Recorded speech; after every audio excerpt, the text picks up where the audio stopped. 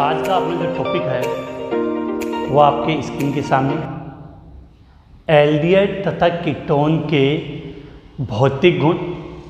और इस भौतिक गुण में आज हम दो टॉपिक पढ़ेंगे। टॉपिक नंबर 1 क्वथनांक और नंबर 2 टॉपिक विलेयता। तो टॉपिक को हम शुरू करते हैं। ये आपका अपना यूट्यूब चैनल है। अगर अभी तक आपने इसको सब्सक्राइब नहीं किया है तो सब्सक्राइब करें और बेल आइकॉन पे ज़रूर क्लिक करें, जिससे मैं जब भी आप ऑनलाइन आऊँ तो आपको नोटिफिकेशन प्राप्त हो सके। अब आते हैं हम अपने टॉपिक पे। तो टॉपिक का नाम क्या था? एल्डिहाइड तथा कीटोन के भौतिक गुणधर्म। तो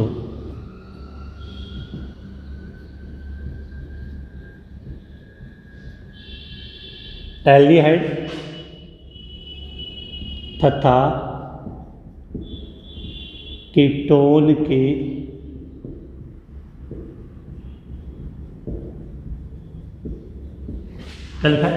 एल्डिहाइड तथा कीटोन के भौतिक गुणधर्म। एल्डिहाइड तथा कीटोन के भौतिक गुणधर्म, जिसमें अपना आज का पहला टॉपिक क्या रहेगा? क्वथनांक, जिसको आप बोलते हैं बॉइलिंग पॉइंट। क्वथनांक की हम बात करें तो क्वथनांक के लिए मैंने आपको कहा था कि जब अणुभार के मान में वृद्धि होती है, ग्रोथ होती है, तो क्वथनांक के मान में भी क्या होती है? वृद्धि होती है। तो यहाँ से हमने पढ़ा है कि जो क्वथनांक है, क्या लिखा है? क्वथनांक है वो अणुभार के समानुपाती होता है। क्वथनांक अणुभार के समानुपाती होता है, अर्थात क्वथनांक के मान में वृद्धि होगी तो अणुभार के मान में वृद्धि होगी तो क्वथनांक के मान में क्या होगी? वृद्धि होगी। तो इसके लिए अणुभार के मान में कब वृद्धि होगी? तो मैंने सीधा सा तरीका बताया था आपको, जब कार्बन की श्रृंखला में वृद्धि हो तो अणुभार बढ़ेगा, और अणुभार बढ़ेगा तो क्वथनांक का मान क्या होगा? बढ़ेगा। तो आपको ये पॉइंट है, ये बिंदु है, बिल्कुल माइंड में फिक्स करना है कि क्वथनांक समानुपाती क्या होगा? अणुभार। क्वथनांक समानुपाती अणुभार, अर्थात जैसे हम एक कंपाउंड लेते हैं HCHO, CH3CHO, CH3, CH2, CHO। मैंने 3 एल्डिहाइड लिखे, फॉर्मेल्डिहाइड, एसिटाल्डिहाइड और प्रोपेनॉल्डिहाइड। अब हम कहेंगे इन तीनों में किस यौगिक का क्वथनांक सबसे अधिक होगा? तो सीधी सी बात है, जिसका अणुभार ज़्यादा हो, अणुभार उसी का ज़्यादा होगा जिसमें कार्बन की संख्या ज़्यादा हो नॉर्मली। तो इन तीनों में किसका क्वथनांक अधिक हो गया? प्रोपेनॉल्डिहाइड का, उससे कम एसिटाल्डिहाइड का, और सबसे कम फॉर्मेल्डिहाइड का। तो माइंड में बात बिल्कुल क्लियर होनी चाहिए। जो क्वथनांक है किसके समानुपाती होता है? अणुभार के। तो अणुभार के मान में वृद्धि होगी तो क्वथनांक का मान क्या होगा? बढ़ेगा। इसके बाद आगे हम बात करें, जब अणुभार समान हो तब क्या करना है? जब अणुभार समान हो तो, जब अणुभार समान हो तो यहाँ से आपको एक बात याद रखनी है कि क्वथनांक व्युत्क्रमानुपाती पार्श्व श्रृंखला। क्या लिखा है? क्वथनांक व्युत्क्रमानुपाती पार्श्व श्रृंखला, अर्थात पार्श्व श्रृंखला जितनी ज़्यादा होगी क्वथनांक का मान उतना कम होगा। व्युत्क्रमानुपाती संबंध है। तो जब किसी कंपाउंड का अणुभार समान हो और हमें उनमें देखना कि किसका क्वथनांक अधिक है किसका कम है, तो जिसमें जितनी ज़्यादा पार्श्व श्रृंखलाएँ होंगी उसका क्वथनांक उतना कम होगा। एक एग्जाम्पल समझते हैं इसके लिए हम। CH3, CH2, CH2, CHO। ब्यूटाइल्डिहाइड 4 carbon में, यहाँ मैंने बना दिया CH3, CH, CH3, CHO, आइसोब्यूटाइल्डिहाइड। अब अगर आप इन दोनों कंपाउंड को गौर से देखोगे तो दोनों में कार्बन की संख्या कितनी है? 4 है।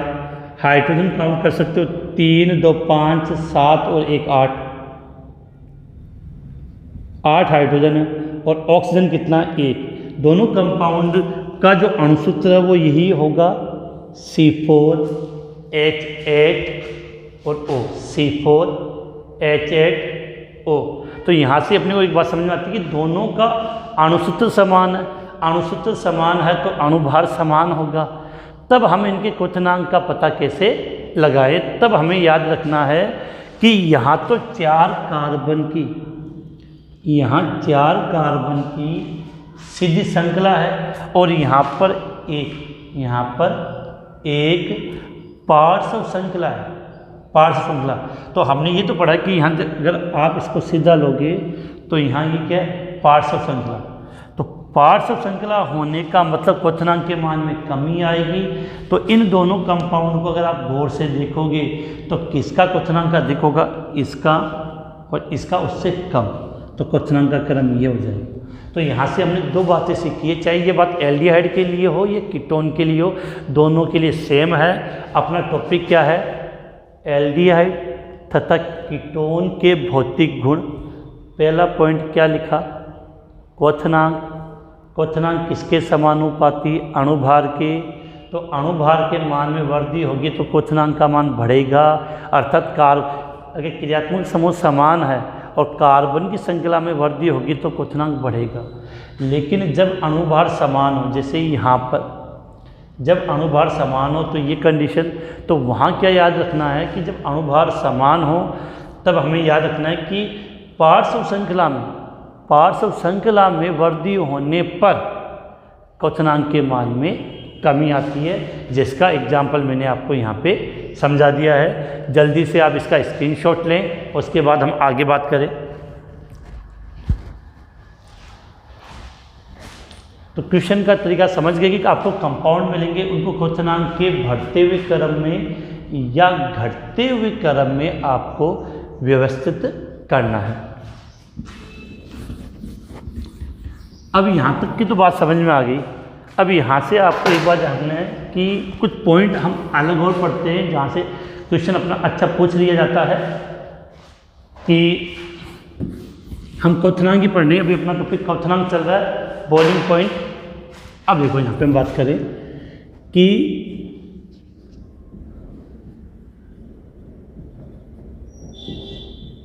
द्विध्रुव आघूर्ण, क्या लिखा है, द्विध्रुव आघूर्ण रिप्रेजेंट किससे करते हैं, म्यू से। द्विध्रुव आघूर्ण के मान में, क्या लिखा है, द्विध्रुव आघूर्ण के मान में वृद्धि होने पर, द्विध्रुव आघूर्ण के मान में वृद्धि होने पर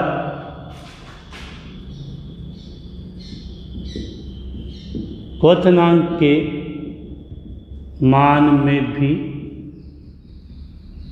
वृद्धि होती है। अगर किसी कंपाउंड के द्विध्रुव आघूर्ण, जैसे कि किससे रिप्रेजेंट करते हैं हम इसको बेटा, म्यू से। तो किसी कंपाउंड के अगर द्विध्रुव आघूर्ण के मान में वृद्धि हो रही है तो उसके क्वथनांक के मान में भी वृद्धि होती है। तो यहाँ से एक बात समझनी है कि जो क्वथनांक है आपका, जो क्वथनांक है वो किसके समानुपाती होगा, द्विध्रुव आघूर्ण के। द्विध्रुव आघूर्ण क्या वो आप सब जानते होंगे, पढ़ते हो। तो यहाँ से एक पॉइंट हमने समझ लिया कि क्वथनांक समानुपाती द्विध्रुव आघूर्ण के। अब मेरा क्वेश्चन यहाँ पे ये बनता है कि जब एल्डिहाइड और कीटोन का अणुभार समान हो, एल्डिहाइड और कीटोन का अणुभार समान हो, तब किसका क्वथनांक अधिक होगा, उसका आंसर यहाँ से आएगा। तो यहाँ से आपको एक बात समझनी है कि एल्डिहाइड का द्विध्रुव आघूर्ण का मान, एल्डिहाइड का द्विध्रुव आघूर्ण का मान कीटोन से कम होता है। इस कारण से समान अणुभार होने पर कीटोन का क्वथनांक एल्डिहाइड से अधिक होता है। मैं बोर्ड पे लिख रहा हूँ इस चीज़ को, इंपॉर्टेंट बात अपनी, कि क्या कि एल्डिहाइड का द्विध्रुव आघूर्ण एल्डिहाइड का धिद्रुव आघूर्ण कीटोन से कम होता है। कि एल्डिहाइड और कीटोन की बात करें तो यहाँ से आपको साफ समझ में आएगा कि एल्डिहाइड का धिद्रुव आघूर्ण कम है, कीटोन का ज़्यादा है। तो सीधी बात है, जिसका धिद्रुव आघूर्ण ज़्यादा होगा उसका क्वेश्चन क्या होगा, ज़्यादा होगा। तो लिखा है एल्डिहाइड का धिद्रुव आघूर्ण कीटोन से कम होता है, इसलिए समान अणुभार होने पर, समान अणुभार होने पर कीटोन का क्वथनांक, कीटोन का समान अणुभार होने पर कीटोन का क्वथनांक एल्डिहाइड से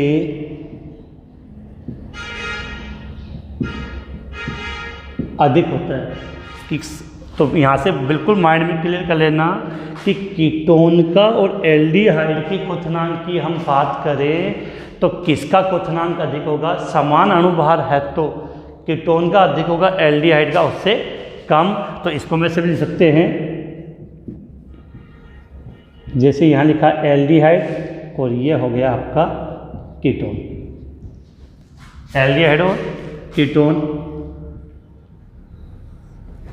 एल्डिहाइड और कीटोन। इसका एक एग्जाम्पल समझते हैं हम, CH3 CH2 CHO। इसके कार्बन कितने इस कंपाउंड में, 3, 1 2 3। हाइड्रोजन कितने, 3 2 5 और 1 6। ऑक्सीजन कितना, 1। तो एक तो ये लिख दिया, दूसरा CH3 C double bond O CH3 ये लिखा। अब दोनों कंपाउंड को अगर आप गौर से देखोगे, दोनों कंपाउंड को, तो दोनों का अणुसूत्र समान है C3H6O। तो अणुभार समान है तो क्वथनांक भी समान होना चाहिए यहाँ पे। लेकिन हमने ये पढ़ा है कि एल्डिहाइड की तुलना में कीटोन का धिद्रुव आघूर्ण अधिक होता है, और धिद्रुव आघूर्ण अधिक होने का मतलब क्वथनांक है वो अधिक होगा। तो इसको हम बोलते हैं क्या, प्रोपेनएल्डिहाइड, और ये हो गया आपका एसीटोन। तो इन दोनों में किसका क्वथनांक अधिक होगा, एसीटोन का। इसी क्वेश्चन को अगर वो आपको लैंग्वेज के रूप में कभी क्वेश्चन देना चाहे तो यहाँ पर इस प्रकार से क्वेश्चन बना के दे सकता है कि प्रोपेनॉल का, क्वेश्चन क्या आ सकता है आपके, प्रोपेनॉन का क्वथनांक, क्या लिखा है, प्रोपेनॉन का क्वथनांक प्रोपेनेल से अधिक होता है, क्यों, क्या लिखा है, प्रोपेनॉन का क्वथनांक प्रोपेनेल से अधिक होता है, क्यों। तो अब यहाँ से आपको ये बातें समझ में आ जानी चाहिए। प्रोपेनॉन मतलब कीटोन हो गया। अगर इसी कंपाउंड का आप आईपी से नामकरण करें तो 3 कार्बन से क्या होता है, प्रोपेन, और कीटोन का अनुलग्न क्या होता है, ओन। तो नाम क्या हो गया, प्रोपेनॉन। यहाँ बात करें 3 कार्बन की सीधी श्रृंखला, 3 कार्बन की सीधी श्रृंखला है तो इसको हम क्या बोलते हैं, प्रोपेन। क्रियात्मक समूह एल्डिहाइड, एल्डिहाइड का अनुलग्न एल, तो इसका नाम हो गया प्रोपेनेल। तो क्वेश्चन पूछ लिया जाता है, अच्छा क्वेश्चन बनता भी है, बहुत बार एग्जाम में भी आया हुआ है, बोर्ड एग्जाम में इंपॉर्टेंट क्वेश्चन की बात करें तो, कि प्रोपेनॉन का क्वथनांक प्रोपेनेल से अधिक होता है, क्यों। तो अब इसका आंसर क्या देना वो आप समझ गए। तो इस क्वेश्चन का आंसर लिखकर मेरे नीचे दिए गए व्हाट्सएप नंबर पर मुझे सेंड करना क्लास के बाद में। अब हम आगे बात करें तो इतना आपने कहाँ तक, धिद्रुव आघूर्ण वाली बात क्लियर हो गई। अब मिलते हैं 30 सेकंड के ब्रेक के बाद। ऐड देख के कमेंट्स में ज़रूर बताना कि ऐड आपको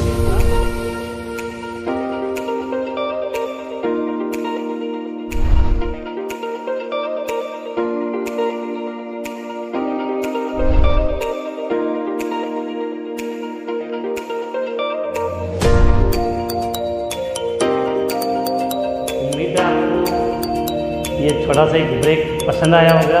पसंद आया तो कमेंट्स में ज़रूर बताएं। इसके बाद आगे बढ़ाते हैं टॉपिक को। इसी क्वेश्चनांक से रिलेटेड 2 या 3 क्वेश्चन और अच्छे पूछे जाते हैं एग्जाम में, उसकी हम बात करते हैं।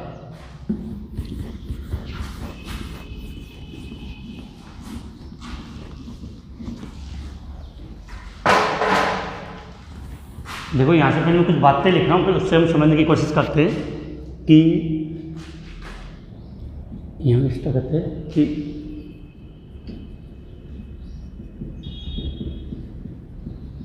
कार्बोनिल समूह में, जैसे समझना चाहिए समझ लो, C⋯O ये कौन सा समूह है आपका? कार्बोनिल है। इसमें ऑक्सीजन परमाणु की विद्युत ऋणात्मकता, ऑक्सीजन परमाणु की विद्युत ऋणात्मकता कार्बन की तुलना में अधिक होती है, जिसके कारण इस ऑक्सीजन पे ऋणावेश और कार्बन पे धनावेश आ जाता है। ऑक्सीजन पे आंशिक ऋणावेश और कार्बन पे आंशिक धनावेश हो जाता है, जिसके कारण इस बंध की प्रकृति कैसी हो जाती है? ध्रुवीय। कैसी हो जाती है? ध्रुवीय हो जाती है। इसी चीज़ को मैं यहाँ समझा के लिख रहा हूँ कि कार्बोनिल समूह में ऑक्सीजन परमाणु की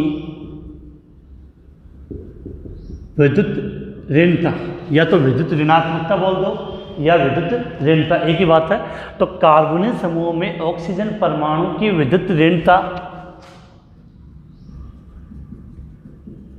कार्बन से अधिक होने के कारण, कार्बन से अधिक होने के कारण कार्बन पर आंशिक धनावेश तथा ऑक्सीजन पर आंशिक ऋणावेश आ जाता है। यह आपने 11th क्लास में पढ़ा होगा कि जिसकी विद्युत ऋणात्मकता ज़्यादा होती है वो बंध के इलेक्ट्रॉनों को अपनी ओर खींचेगा, और बंध के इलेक्ट्रॉनों में विशेषकर ये जो पाई बंध के इलेक्ट्रॉन होते हैं वो ऑक्सीजन की ओर विस्थापित हो जाएंगे, जिससे ऑक्सीजन पे आंशिक ऋणावेश और कार्बन पे आंशिक ऋणावेश हो जाता, आंशिक ऋणावेश आ जाता है, जिससे कार्बोनिल समूह की प्रकृति, जिससे कार्बोनिल समूह की प्रकृति ध्रुवीय हो जाती है। तो यहाँ से कुछ बातें समझनी है अपने को कि क्या लिखा था हमने कि कार्बोनिल समूह में जो ऑक्सीजन परमाणु है, इस ऑक्सीजन परमाणु की विद्युत ऋणता, मतलब बंध के इलेक्ट्रॉनों को अपनी ओर खींचने की जो क्षमता होती है वो किससे अधिक होगी? कार्बन से, जिसके कारण कार्बन पे तो क्या आता है आपका आंशिक धनावेश, और ऑक्सीजन पे क्या आ जाता है आपका आंशिक ऋणावेश आ जाता है, जिससे सबसे इम्पोर्टेंट बात, जिससे कार्बोनिल समूह की प्रकृति कैसी होती है? ध्रुवीय होती है। जिससे कार्बोनिल समूह की प्रकृति कैसी होगी? ध्रुवीय। क्या हो तो इसको एक सिंपल सा ऐसा बना के समझा दो, C⋯O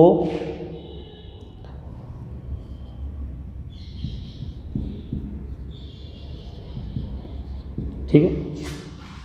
अब देखो आगे बात, इंपॉर्टेंट पॉइंट जो हम यहाँ पढ़ रहे हैं कि ध्रुवीय प्रकृति के कारण, ध्रुवीय प्रकृति के कारण कार्बोनिल यौगिकों के, अब ये तो समझते हो ना कि कार्बोनिल का मतलब एल्डिहाइड या कीटोन, तो ध्रुवीय प्रकृति के कारण कार्बोनिल यौगिकों के अणुओं के मध्य द्विध्रुव तो ध्रुवीय प्रकृति के कारण कार्बोनिल यौगिकों के अणुओं के मध्य धिध्रुव आकर्षण बल लगता है, जिसके कारण समान अणुभार वाले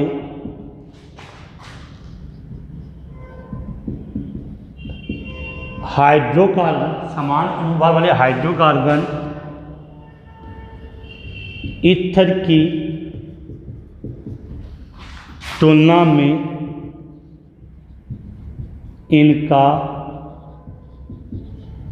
क्वथनांक अधिक होता है। इसे रिपीट कर रहा हूँ, कुछ समझने की कोशिश करना कि हमने क्या लिखा। यहाँ तक की तो बात क्लियर हो गई। अब ध्रुवीय प्रकृति होगी, उसके कारण कार्बोनिल यौगिक के जो अणु होंगे उनके मध्य कौन सा आकर्षण बल लगेगा? धिध्रुव आकर्षण बल लगेगा, जिसके कारण इन कार्बोनिल यौगिकों का जो क्वथनांक होता है वो हाइड्रोकार्बन और ईथर की तुलना में अधिक होता है। तो आप चाहो तो यहाँ से एक टर्म समझ सकते हैं,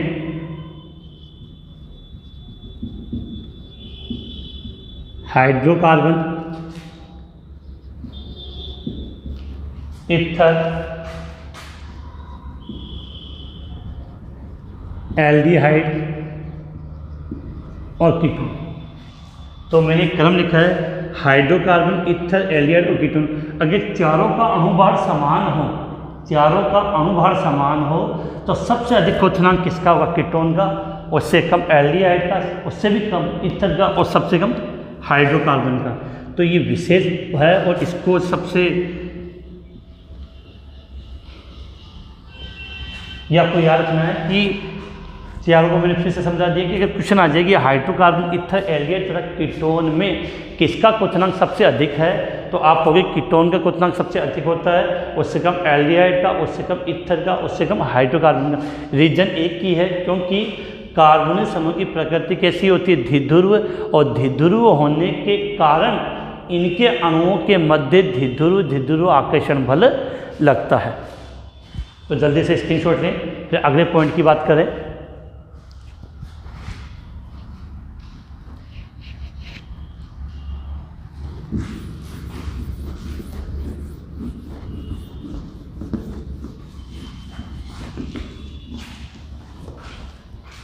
इसके बाद नेक्स्ट देखो कि समान अणुभार वाले एल्कोहल, क्या लिखा है? समान अणुभार वाले एल्कोहल या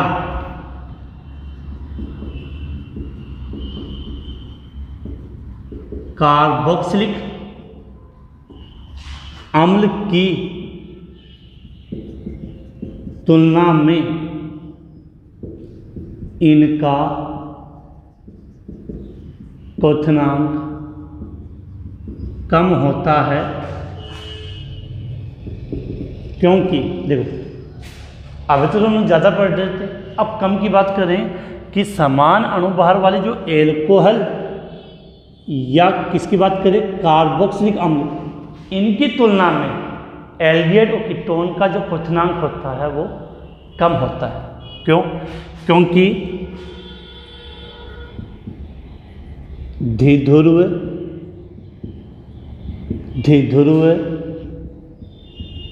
आकर्षण बल, धिध्रुव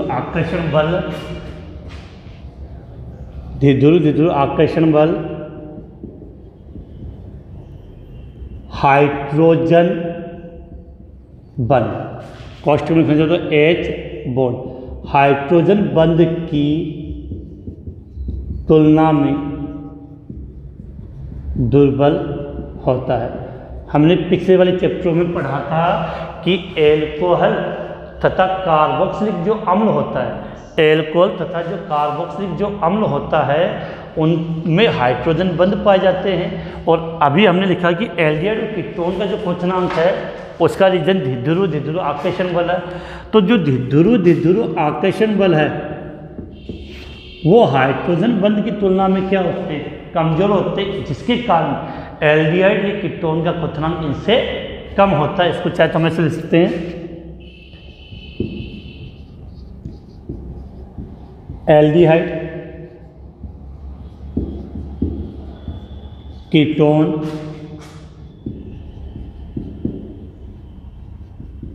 एल्कोहल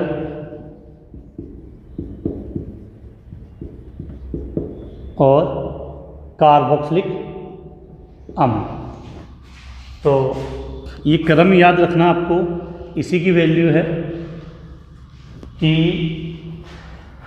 एल्डिहाइड कीटोन एल्कोहल और कार्बोक्सिलिक अम्ल, इन चारों में सबसे अधिक क्वथनांक किसका हो गया, कार्बोक्सिलिक अम्ल का, उससे कम एल्कोहल का, उससे कम कीटोन का और सबसे कम एल्डिहाइड, क्योंकि इनमें हाइड्रोजन बंध पाया जाता है और हाइड्रोजन बंध होता है वो इनमें पाए जाने वाले धिद्रुव आकर्षण बल से अधिक होता है।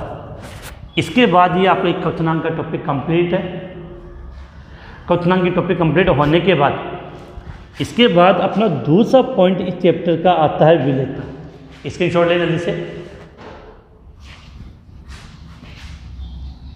अब स्क्रीनशॉट के बाद हम आगे बात करें तो ये याद रखना इंपॉर्टेंट पॉइंट है कि क्वेश्चन किस प्रकार से यहाँ पूछे जाते हैं।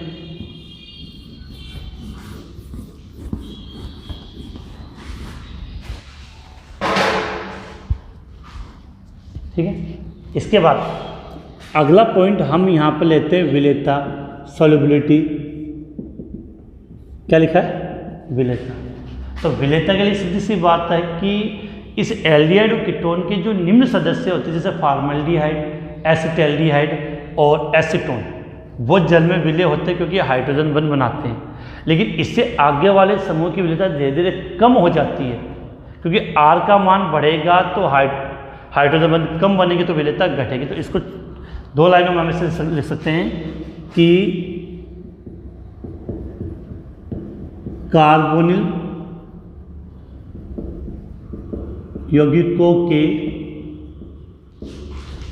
निम्न सदस्य, कार्बोनिल यौगिकों के निम्न सदस्य जैसे कि बात करें फॉर्मल्डिहाइड, एसिटाल्डिहाइड, एसीटोन, जल में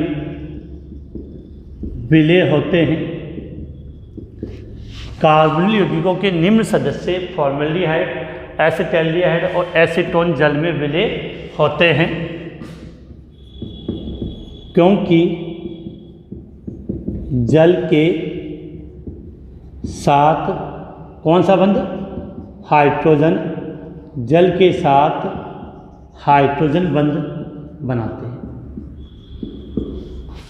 तो सीधी सी बात याद करनी थी कि ये निम्न सदस्य, लेकिन अब कार्बोनिल समूह में या कार्बोनिल यौगिकों में R का मान बढ़ेगा तो विलेयता क्या होगी, घटती जाती है। तो नेक्स्ट लाइन लिख सकते हैं कि कार्बोनिल यौगिकों में R का मतलब एल्किल पोस्ट में लिख दिया R, एल्किल समूह का मान बढ़ने पर, एल्किल समूह का मान बढ़ने पर विलेयता घटती है, विलेयता घटती है। तो ये आज का अपना टॉपिक यहीं पे समाप्त है। अब यहाँ पर भी है कि कार्बन जितने ज़्यादा होंगे विलेयता उतनी कम होगी। तो यहाँ पे ये तीनों की अगर विलेयता के क्रम की बात करें तो इन तीनों में सबसे अधिक विलेय कौन सा होगा, फॉर्मल्डिहाइड, उससे कम एसिटाल्डिहाइड और सबसे कम एसीटोन। अगर इन तीनों की बात करें तो विलेयता में सिस्टम उल्टा है क्वथनांक के कि कार्बन जितना कम होगा, एल्किल समूह R का मान जितना कम होगा विलेयता उतनी ज़्यादा होगी। तो ये आपका आज का टॉपिक समाप्त है। आज के टॉपिक में मैंने एक क्वेश्चन तो आपको पहले पूछ लिया था। इसके बाद फिर से मैं 3 क्वेश्चन रिपीट कर रहा हूँ। कौन कौन से क्वेश्चन है जिसके आंसर आपको अपनी नोटबुक में लिखकर मुझे सेंड करने हैं।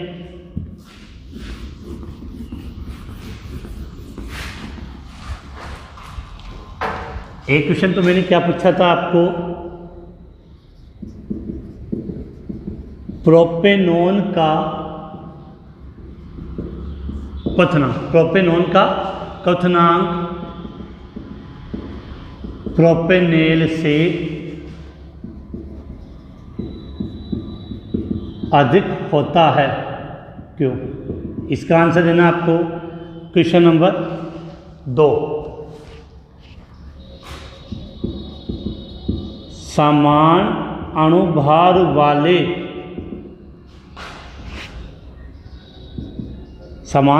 वाले कार्बोनिल यौगिकों का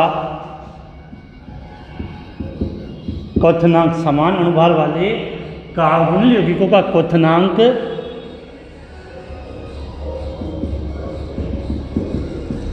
हाइड्रोकार्बन तथा ईथर से अधिक होता है, क्यों? और नंबर 3, समान अणुभार वाले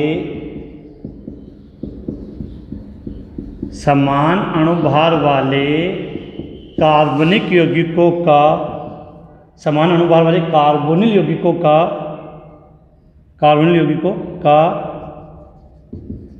क्वथनांक